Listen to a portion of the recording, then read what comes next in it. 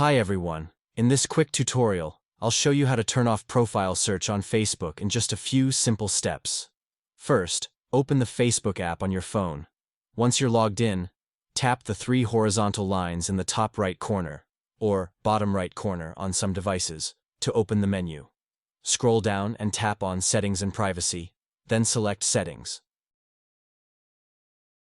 Now, under the Audience and Visibility section, tap on How People Find and Contact You.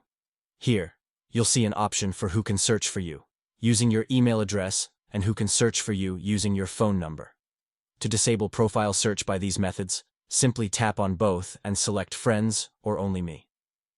If you want to completely hide your profile from search engines, scroll down and toggle off the option that says Allow search engines outside of Facebook to link to your profile. Once you've made these changes, your profile will be harder to find through search engines and by people who don't have your contact details. And that's it, how to turn off profile search on Facebook. If this video helped, like this video and subscribe to my channel for more quick tech tips. See you in the next video.